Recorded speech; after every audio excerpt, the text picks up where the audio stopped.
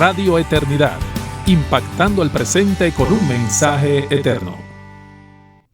Es un placer para nosotros estar de nuevo con ustedes, el pastor José Agüero y el pastor Marcos Peña en sus hogares y donde quiera que se encuentren a través de las redes y de las ondas hertzianas con su programa Hombres de Verdad.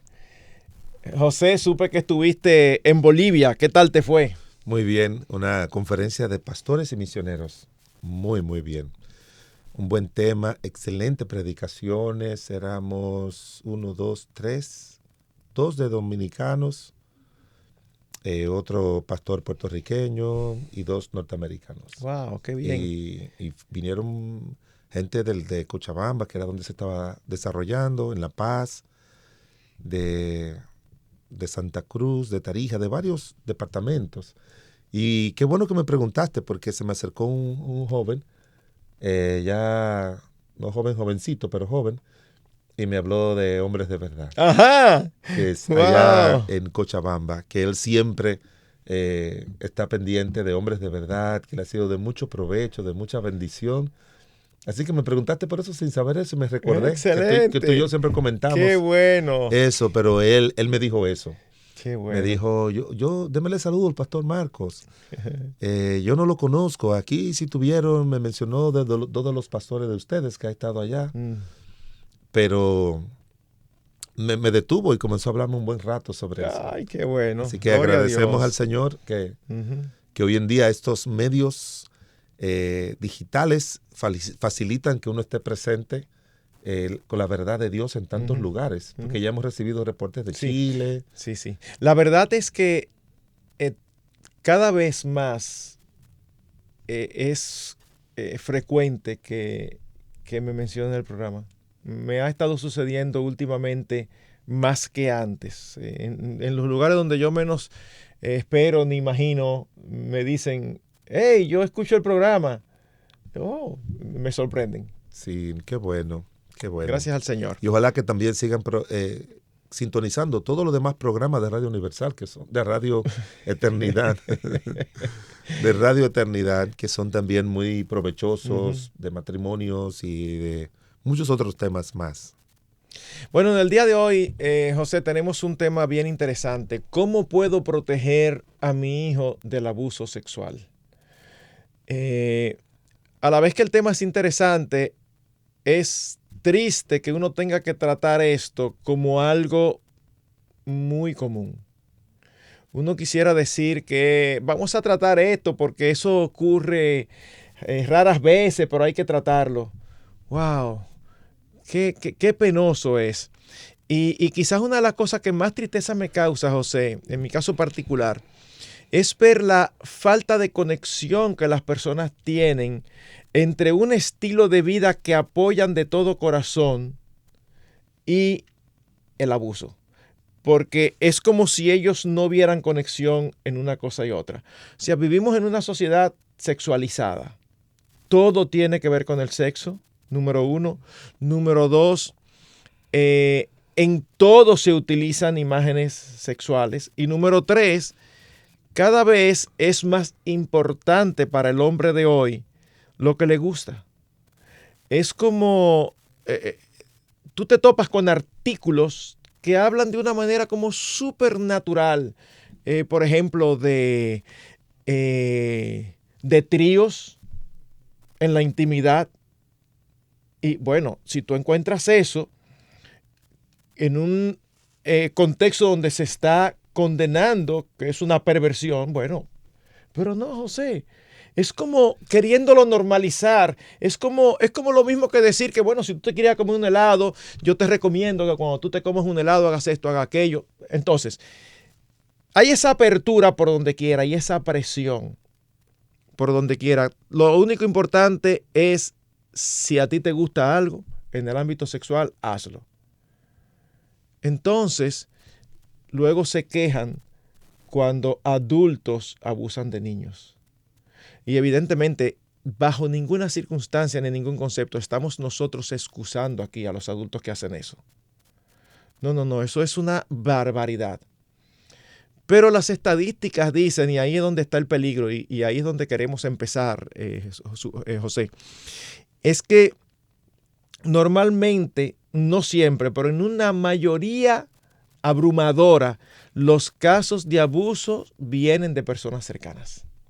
Y suceden en el entorno familiar más que otra cosa, el entorno familiar. Y lamentablemente nosotros no estamos dirigiendo a hombres, y digo lamentablemente por lo siguiente, no estamos dirigiendo a hombres, a padres, a abuelos, a tíos, pero muchas veces son esas las personas que tienen esa práctica de hacerlo de diferentes maneras. Te voy a poner un ejemplo, Marcos. Recientemente, en un culto, unas hermanas en la iglesia ya tenemos ujieres, que son hermanos que ayudan, pero también tenemos hermanas dentro de las ujieres, que no es común, pero lo hacemos para que ellas se le haga más fácil acomodar a las personas, atender casos de niños, y también tenemos hombres, obviamente, para ayudar. Pero uno de esos hermanos me dijo, pastor, observe a este hermano con su niñita. Parece que era una nietecita o algo. No estoy hablando de un abuelo quizás de 80, 70 años, sino más joven, de 50 y tanto. Y la manera en que tenía abrazada a su niña en el culto de la iglesia, la manera en que le tenía abrazada y como que se le va, una niña pequeñita, quizás 5 años, 6 años, pero por momentos se le bajaba su mano cerca de sus pechos y parece que jugaba con ellos, yo no sé cómo, que prendió las luces de alarma de las hermanas que están ahí detrás y se lo contaron a uno de los sugieres y él me habló conmigo y ellas veían a la niña como quitándole la mano. Estoy esperando porque ahí dentro del culto no querías llamarlo, sacarlo fuera, pero lo voy a hacer. Me voy a sentar y le voy a decir la observación que se hizo. No voy a hacer una aseveración, sino una observación. Entonces, hoy en día es tan común ver que padres, abuelos, tíos estén haciendo eso de una manera tan descarada, dañando la vida de tantos niños. En la escuela cristiana de nuestra iglesia yo le doy clase a los que están saliendo ya de su secundaria. Y me contó una muchachita de secundaria, cuando yo le hablé acerca de los traumas, que si tenían algún tipo de trauma, ellos marcan, aunque lo hacen de forma anónima, pero más o menos yo me doy cuenta de quién es. Así que llamé aparte a una niña, a 2 niñas, 2 jovencitas, ya de 17 años. Una me dijo que cuando su papá está borracho, suele tocarla. Uf. Y otra me dijo que el tío que económicamente solventa las cosas de la familia, él la molestó y la violó por varios años. Wow. Y que no había forma de ella decirlo porque nadie le iba a creer, porque aquí es donde viene eso, nadie le iba a creer porque era el tío favorito. Y en un país de Sudamérica, que no recuerdo exactamente cuál es, para no decir un nombre y que no sea ese, también pasa eso, que con personas cercanas, sobre todo en ciertos pueblos, cuando son familia, lo encubren para evitar que esa familia, su nombre como que sea manchado. Entonces, hoy en día, la niñez está muy desprotegida frente al abuso sexual, del tipo que fuera, del tipo que fuera. Y los padres no están tomando la iniciativa de poder ir trabajando con sus niños, no cuando tienen 11 o 12 años. No, ya es tarde. Yo hablo de 3 años, Marcos. Con respecto a toques por áreas privadas, a los 3 años hay que decir a los niños, nadie debe tocarte por ahí, ni tú, ni un amiguito, ni papá, ni mamá, mamá, si mamá te va a asear, ella te va a bañar, exacto. Te va a bañar, tiene el derecho de hacerlo, pero nadie, no dejárselo a trabajadoras, a nanas. Yo he oído casos de eso, Marcos, también. Sí. Que es la que ha estado con la familia desde siempre, pero ese tipo de cosas suceden, ya yo lo he oído en infinidades de veces, y que obviamente le crean ese código de que si algo pasa, inmediatamente se lo comuniquen a mamá o a papá y que los padres puedan actuar con presteza.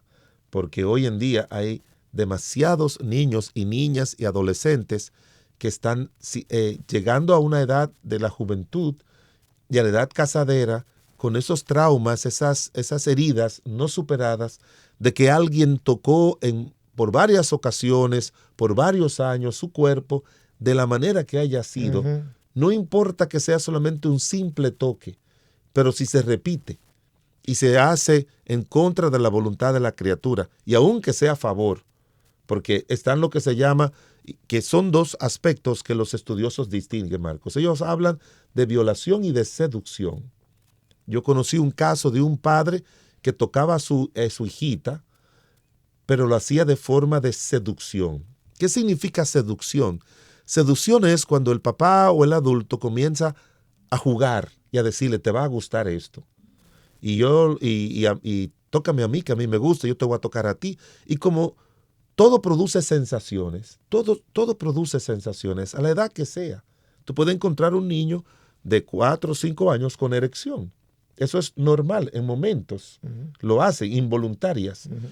Pero seducción es cuando el niño o la niña es movido, y esa es la palabra, como seducido, a hacer algo no en contra de su voluntad inicialmente, sino que lo seducen de tal manera de que él coopere con eso, pero eso obviamente que es violación, y una violación muy terrible porque lo sexualiza y produce un factor multiplicador, Marcos, porque hace que esos niños se mantengan haciendo lo mismo con otros niños y decirle te va a gustar, porque esa niña me confesaba, o la mamá me confesaba, que a su hermanito más pequeño, ella le decía, mi papá me hizo esto, deja que te lo haga, que te va a gustar. Wow.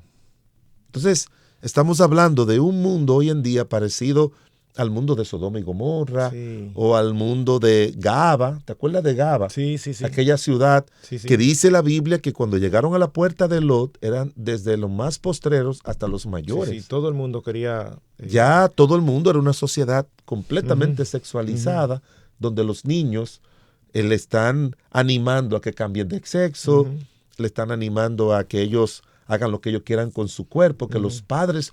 Nosotros estamos hablando de protegerlos, Marcos, pero ¿protegerlos de quién?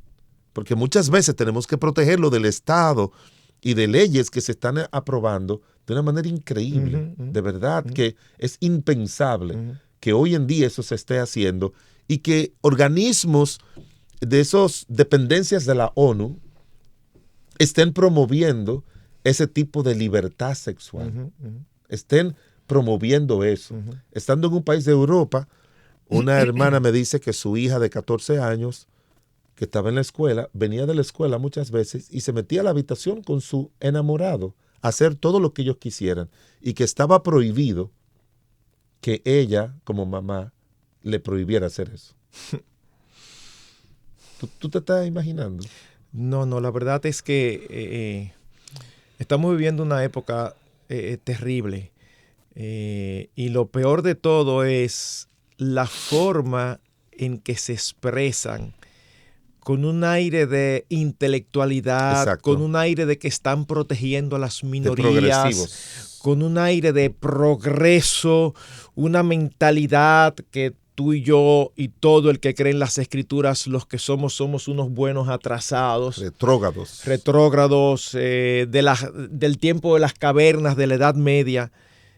Y tú dices, pero es verdad, pero es verdad que ellos están diciendo eso en serio.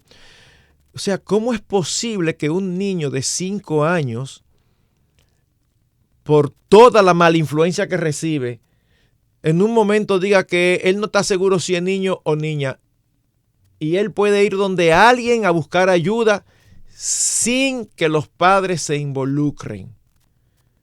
Y si el padre le dice, no, usted es un niño, y el niño de 5 años dice, no, yo soy una niña, hay países hoy por hoy que pueden ir presos los padres por no decirle al niño de 5 años que él es lo que él cree que es.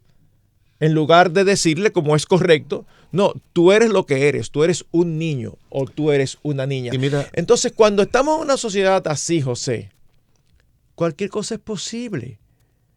O sea, muchas de las personas que molestan a los niños son lo que se llaman pedófilos. son personas que no llegaron ahí porque sí, son personas que han sido expuestos a todo tipo de tergiversaciones de lo que es la creación de Dios acerca del sexo. Han visto todo tipo de pornografía, han visto todo tipo de relaciones aún del mismo sexo. Y llega un momento donde lo que le atraen son los niños. Y nosotros vivimos en un mundo así, José, y yo creo que el principal punto o uno de los puntos de partida para hablar de cómo podemos proteger a nuestros hijos del abuso sexual es que nosotros conozcamos y entendamos la naturaleza del mundo que estamos viviendo. Porque, José, yo solo me recuerdo del proverbio que dice: el avisado ve el mal y se esconde, mas los simples pasan y llevan el daño. La cantidad de padres simples que no ven nada de malo en muchísimos contextos peligrosos es... mira, este mismo fin de semana en un evento estaba yo y había una niña que no debía tener 2 años, no llegaba a los 2 años. Y todo el tiempo se lo pasó concentrada jugando con el celular de su papá. Los padres ahora no están apercibidos de toda la mala influencia que sus hijos están recibiendo. Y por eso son muy ligeros en no cuidar con quién sus hijos están. Hay muchas cosas que nosotros podemos y debemos hacer, pero eso lo veremos en el próximo segmento. Te motivamos a apoyar la obra que Dios está haciendo por medio de Radio Eternidad.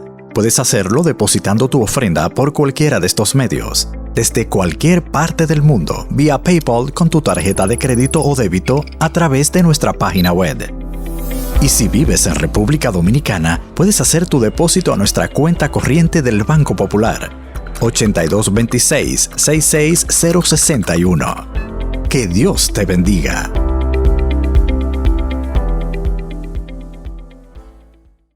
José, nosotros hablábamos en el segmento anterior de lo triste que es la simpleza con la que los padres están criando a sus hijos.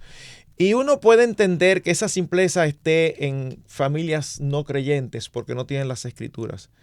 Pero José, en medio de nuestras iglesias, uno se entera de casos de abuso y uno dice, pero ¿cómo es posible? Y cuando tú oyes la historia, es porque los padres confían en cualquiera, dejan sus niños con cualquiera, que posiblemente si tuvieran un tesoro en oro o en dólares, no lo dejarán con cualquiera. Pero sus hijos, que se supone que es un tesoro mayor, porque tienen almas eternas y son su responsabilidad, lo dejan con cualquiera. Y uno de los elementos que para mí es uno de los que yo más ataco cuando estoy hablando a padres es dejarle la responsabilidad a la escuela dominical o al colegio. Y estos son aspectos que se tienen que recibir en casa. Así es. Yo estoy de acuerdo de que la iglesia debe también estar tan vigilante para traer prédicas orientadas a eso.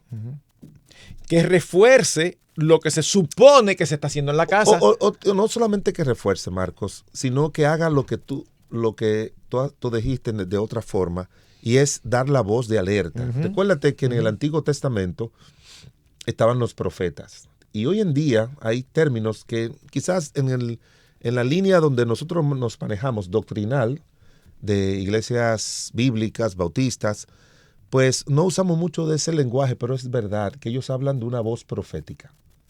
Y yo creo que la iglesia tiene que mirar los tiempos en que estamos viviendo. Y yo sé que hay iglesias, respeto eso, ¿verdad? Que cada cierto tiempo tienen que estar enseñando a los hermanos otra vez el libro de Romanos, porque hay que enseñarles para justificación, y hay que enseñarles sobre esto, y quizás enseñan verdades doctrinales que hay que saber.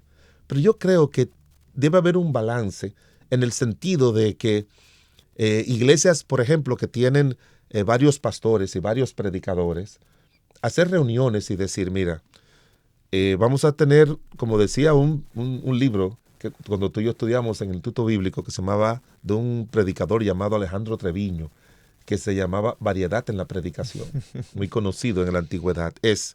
Tú eres muy bueno como predicador expositivo. Tú deberías seguir esta serie por 3, 4, 5 meses. Pero tú eres muy bueno en aspectos de familia, tú eres buen aspecto en aspectos como temático. Vamos a trabajar de tal manera de que haya momentos que haya esa voz profética, de llamar la atención a los padres, de decirle a los padres el mundo que estamos viviendo. Recuérdate que hay un versículo en el libro de Mateo 24, cuando habla de los eventos del fin, del Monte de los Olivos, donde el Señor dijo, hay de los que críen en aquellos días. Y estamos viviendo en esos tiempos. Y nosotros tenemos que tener esa voz profética para alertar a los padres que están, como dice mi esposa, en Belén con los pastores. Sí, exacto. Están José, así. yo he mencionado varias veces, pero es que me chocó tanto. Aquí se hizo un evento que lo hizo el colegio, no la iglesia, o AXI. Y era para enseñar a los padres cómo instruir en la sexualidad a sus hijos. Yo esperaba... Yo me imagino que vinieron como 100,000, 200,000 personas, ¿verdad? Yo esperaba que eso estuviera lleno, que no hubiera abasto. José, eso es una manifestación de lo que dije hace un rato. De la simpleza. De la simpleza. ¿Cómo es posible que tú estás criando niños, adolescentes, jóvenes, y te van a hablar de cómo instruirlos a ellos sexualmente? Y tú no le das importancia. Y es muy probable que los que vinieron son los que lo hacen. Eso es lo grande. Claro, porque son los que están conscientes de la dificultad que estamos enfrentando. Esos son los que lo hacen. Ajá. Óyeme, José, mira, tú decías ahorita que desde los 3 años uno debe de empezar a enseñar. Y sí, parte de cómo ayudarlos y tratar de evitar el abuso en sus vidas es no solamente siendo consciente todo el tiempo de dónde y con quién nuestros hijos están y supervisando eso, sino también diciéndole desde pequeño lo que tú decías: nadie tiene derecho de ponerte la mano en tus partes íntimas, nadie. Así que no lo permitas. Pero hay otras cosas que hay que enseñarle desde pequeñito, aún desde los 3 años. Cada vez que alguien te va a decir algo e inicia con las palabras, pero no se lo puede decir a tu papá o no se lo puede decir a tu mamá, inmediatamente recházalo, que lo que te van a decir no es bueno. Y que se lo diga. Y porque hay mucha, tú sabes, Marcos, también, cuando se acerca una persona de 30 o 40 o 50 años a un niño de 3 y 4 años, uno tiene que ponerse en el lugar de donde niño se encuentra ese niño, que no tiene la mínima madurez, ni de lo que le van a hacer, ni de lo que no le van a hacer. Y yo recuerdo una compañera que tuve en la universidad, que ella dice, yo sé que entre los 1 y medio, 2 y medio años por ahí, a mí me tocaban. Yo lo que no recuerdo quién era. Wow. O sea, para que la gente vea lo vívido que era eso. Ella me dijo eso. Yo sé que a mí lo hicieron varias veces conmigo, pero yo no recuerdo exactamente ni quién fue, ni de qué manera, pero sí yo lo recuerdo. O sea, esas sensaciones no se olvidan. Entonces hay que comenzar lo más pequeño posible para decírselo. Y si alguien te dice que no lo diga, tú le dices, está bien. O tú le dices, desde que yo salga de aquí se lo voy a decir a mi papá. Y si te dice, no, yo voy a matar a tu papá o a tu mamá. Mi papá y mi mamá me dijeron que si usted quiere que lo mate, pero yo se lo voy a decir. Así es. Para que, por lo menos, porque eso es muy común. Sí. Eso es lo que dice. Si tú se lo dices, voy a matar o voy a hacer esto, le voy a hacer daño, y el niño entra en pánico. Claro. Y entonces el niño, como una especie de proteger a que no le quiten a sus padres, entonces se quedan callados y lo mantienen chantajeado. Así es.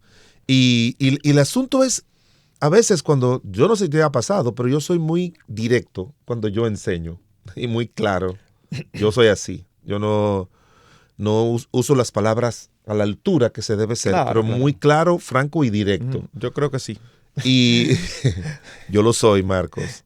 Y, no, yo creo que sí, yo creo que yo también. Y entonces yo veo la cara de algunos padres como que tú estás hablándole de algo que hay que esperar para hablar acerca de eso. Como yo leí en un libro, creo que fue un libro que leí o lo oí, de un papá que le dijo a su hijo, tú tienes 15 años, ya es tiempo que hablemos de sexo.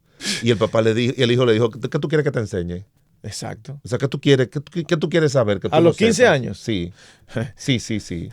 Y yo aparté a mi hija, no lo hice todo lo temprano que debía, porque eso es una pregunta, no sé si a ti te pasa, como tú y yo enseñamos mucho sobre familia en tantos lugares, que a qué edad se le debe comenzar a enseñar. Y luego a los 3 años.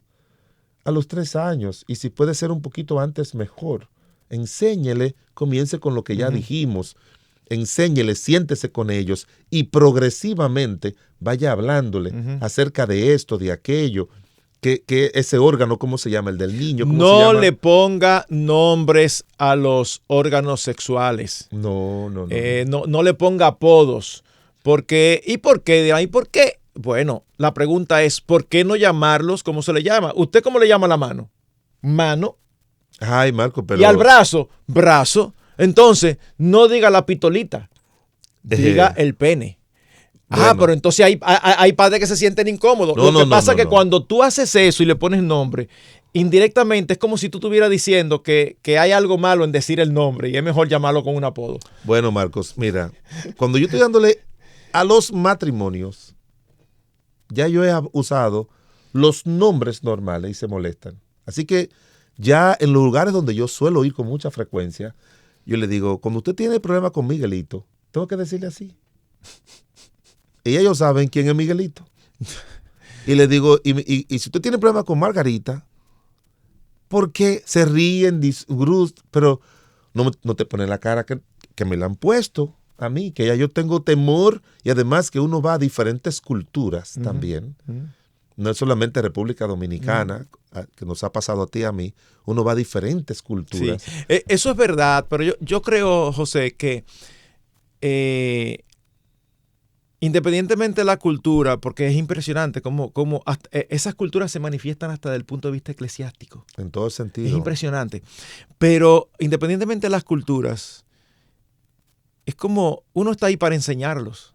Yo sé. Entonces es como... Pero lo que uno no quiere, Marcos, por la que ya tú sabes que he estudiado yo, que gente se bloquean contigo. Que cierran sus oídos. Que se bloquean contigo. No, en ese sentido. Tú no quieres eso. No, en ese sentido. Porque son sensibles. No, en ese sentido yo diría que uno sea un poquito menos directo. Pero yo creo que fuiste tú que me dijiste de alguien que en una enseñanza tuya se paró y se fue. O no quiso volver al otro día. No quiso volver al otro día. No quiso volver al otro día. Y estamos hablando de adultos. Y solamente era la introducción. Y estamos hablando de adultos. O sea, era la introducción, la parte introductoria, la parte tranquila. Al otro día yo iba a entrar en materia. Y con la parte introductoria, la persona era de Latinoamérica, no sé si era mexicano o qué. Pero... y puede pasar en cualquier cultura. En cualquier cultura. Aquí puede pasar. Pero Marcos, yo creo que cuando estuvimos mirando acerca de este tema, de cómo ayudar a nuestros hijos, tú trajiste algunas indicaciones que sería bueno que la comparta antes que se nos vaya el tiempo, que se va muy rápido. Bueno, miren, es indispensable. Ya hemos dicho mucho. Hemos dicho varias, pero es indispensable que usted gane la confianza y el corazón de su hijo desde temprano. Ese tipo de enseñanza no es traspasada en frío, solamente diciéndola. Es el tipo de enseñanza que debe ser traspasada en un ambiente de amor y de confianza, de manera que cuando un padre le dice a sus hijos, no hagas esto, no hagas aquello, cuídate de esto, no permitas esto. Mira, ocurre eso que a veces los adultos por el pecado quieren hacer esto y esto, tú no debes permitirlo. Cuando eso se hace en un contexto de haber ganado la confianza del hijo, no es solamente que el hijo lo escucha, sino que el hijo opina, que el hijo habla. Porque no podemos pretender que un hijo nos diga que alguien lo tocó si nosotros no hemos ganado su confianza. Exacto. O si viene y nos dice muy inocentemente, mami, yo estaba jugando con un niño allá en el colegio hoy. Ajá, mi amor, ¿y qué estaban jugando? Estábamos jugando un juego que él me enseñó, que me dice que juega por allá, por su sector. Y entonces él me topó aquí para que yo lo topara a él allí. Muchos padres ya nada más oyen hasta ahí y lo que hace es que se exaltan, se suben. Mira, ese buen sinvergüenza, voy a hablar con sus padres. ¿Qué sucedió ahí mismo? Ya el niño posiblemente te iba a dar un poquito más de información, ya no te la va a dar. No. Ya no te la va a dar porque vio que lo que él te está contando de una manera muy natural y espontánea, tú convertiste eso en la Segunda Guerra Mundial. Aunque te espante, Aunque le espante, sí, tú tienes que actuar con mucha naturalidad. Exacto, porque si no te espanta, hay que pensar que es lo que corre por tus venas. Exacto. Tú te espantas, pero por fuera te quedas tranquilito, Exacto. tranquilito. ¿Y cómo fue eso? Explícame más de ese juego, para tú después poder hablar con él y luego también hablar con las personas indicadas. Y decirle que ese tipo de juego Y decirle no se ese tipo de juego bajo ninguna ni circunstancia. lo hagan ni deja que lo hagan. Entonces eso es importante, que nosotros tengamos ese ambiente de familiaridad con nuestros hijos, que hablar de sexo en nuestros hogares no sea un tabú. ¿Por qué? Porque si no es un tabú, el día que le ocurra algo o que esté a punto de ocurrirle, ellos lo van a decir con tiempo y nos van a dar la oportunidad de nosotros hacer lo que esté a nuestro alcance para evitarlo. Pero si en nuestra casa es un tabú y nunca le hemos hablado, cuando ocurra eso se van a sentir extrañados, se van a sentir incómodos, pero no van a saber cómo manejarlo. Marcos, todavía ni los cristianos en mucho aspecto entienden la fuerza que tiene la verdad cuando llega primero. Uh-huh. No tienen idea de la fuerza. Yo te lo digo en muchos casos por mí, no en esa área, Uh-huh. porque en esa área yo tuve que sentarme con mi mamá y decirle, siéntese con mis hermanas más pequeñas y explíquele. Uh-huh. Ella, la pobre, que no manejaba términos Uh-huh. académicos, se lo decía con los términos vulgares, Uh-huh. yo lo recuerdo, pero siéntese con ella y explíqueselo. Uh-huh. Pero no entienden la fuerza que tiene la verdad, no solamente con respecto a que te toquen, sino a que el niño sienta, hay que ponerle en su mente que él delante de Dios no tiene derecho al uso de esos órganos que no sea dentro del matrimonio. Uh-huh. Y que un niño de 8, de 9 años sepa, o una niña, mira, tú llegaste porque tu mamá y tu papá hicieron esto que Dios puso.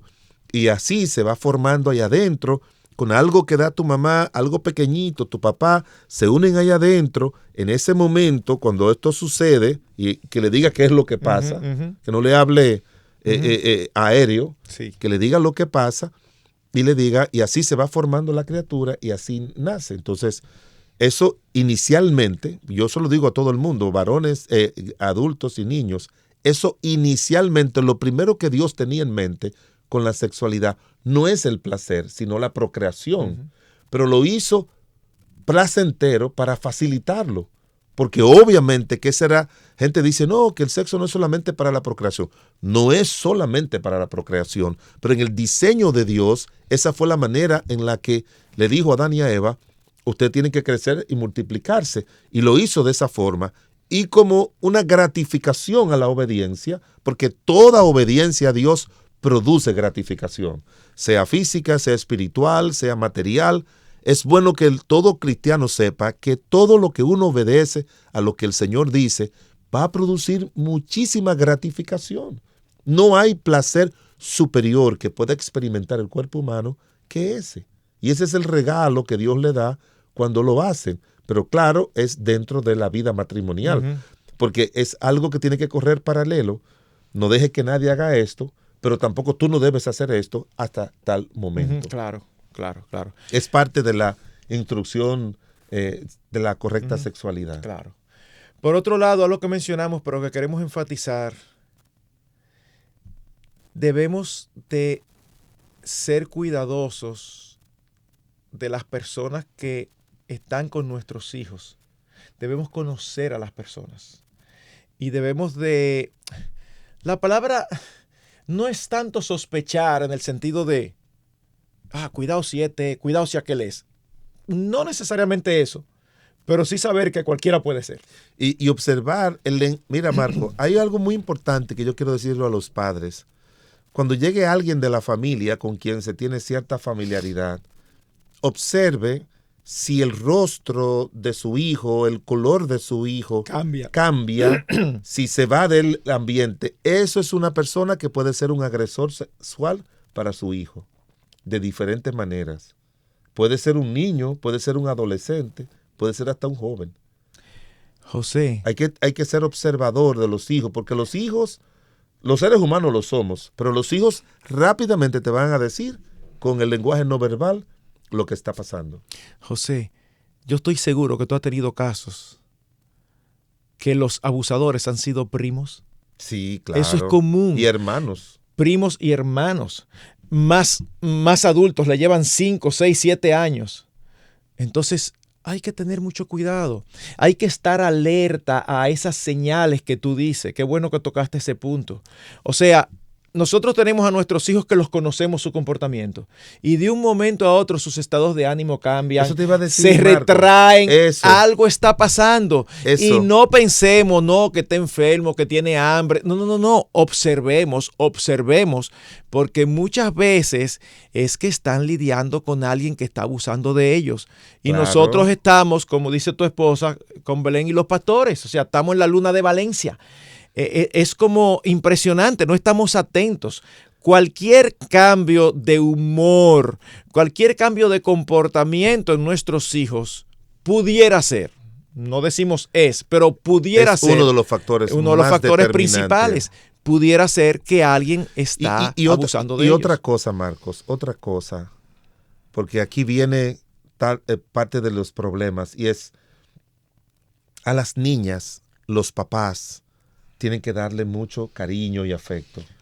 A veces las niñas, porque como vuelvo a repetirle, hay que hacer la diferencia entre violación sexual, que es hacer algo en contra de su voluntad, y seducción. Uh-huh. Y muchos son seducidos porque alguien le muestra cariño, afecto a esa niña que papá nunca lo ha hecho. Y por un beso ceden a todo, uh-huh. y por un te quiero, y por un abrazo, porque son sensaciones que todo niño necesita recibir. Y como dijo un autor, un niño no necesita ser amado, sino hacerlo sentir amado. Uh-huh. Cuando tú haces sentir amado a un niño, eso le va a evitar que le entregue su cuerpo, que le entregue todo a alguien a cambio de sensaciones que son placenteras. Allá asistió por un tiempo una niña, Marcos, que vino a vivir del campo con unos hermanos de la iglesia. Tú sabes que se suele hacer mucho, que vienen del campo para que estudie aquí y todo lo demás. Ella me contó que en una ocasión sus primitos le dijeron, ¿tú sabes lo que es tal cosa? O sea, hacer el amor. Y ella le dijo, no. Pues ven que te vamos a enseñar. Y ella fue, permitió que le enseñaran, lo hicieron con ella y ya, y le preguntaron que si te gustó. Y ella me dice, yo tendría como 13 o 14 años. Pastor, yo no sabía nada de eso. Yo no sabía, yo lo dejé que lo hicieran porque yo no sabía nada. Cosas que tú las oyes que parecen como inverosímiles. Falta de instrucción paterna. Suceden. Falta de instrucción paterna. Aquí es difícil que los papás se sienten a instruir a sus hijos en el camino de Dios y en el camino de la vida. Es muy difícil. De manera que les recordamos, les animamos a que usted pueda crear ese vínculo con su hijo, ese vínculo de confianza, como decía Marco, ese vínculo de afecto, ese vínculo de enseñanza. Si usted me dice que podamos como enumerar, bueno, número 1, tiene que crear un vínculo. Y cuando hablamos de vínculo, es un puente, un camino donde siempre su hijo esté recibiendo instrucción. Un vínculo de instrucción en todas las áreas, específicamente en esa. Tiene que crear un vínculo de confianza, de llegar y preguntarle cómo tú estás, cómo te sientes. Tiene que crear el vínculo de la observación, de estar siempre observando a su hijo. El vínculo también de educarlo para que ellos puedan reaccionar correctamente frente a la sexualidad. No solamente al mal de otro, sino al mal de sus propias concupiscencias. Uh-huh. Y tiene que crear el vínculo de la comunicación, de que ellos puedan comunicarle a sus padres lo que le está sucediendo o lo que le está pasando en la niñez, en la adolescencia, en la juventud y aún en la adultez. Uh-huh. El tiempo se nos ha ido. Esperamos y oramos que el Señor utilice estos principios para ayudarnos a proteger a nuestros hijos del abuso sexual. La gracia del Señor sea con cada uno de ustedes y nos vemos en una próxima entrega de Hombres de Verdad. Amén. Radio Eternidad, impactando el presente con un mensaje eterno.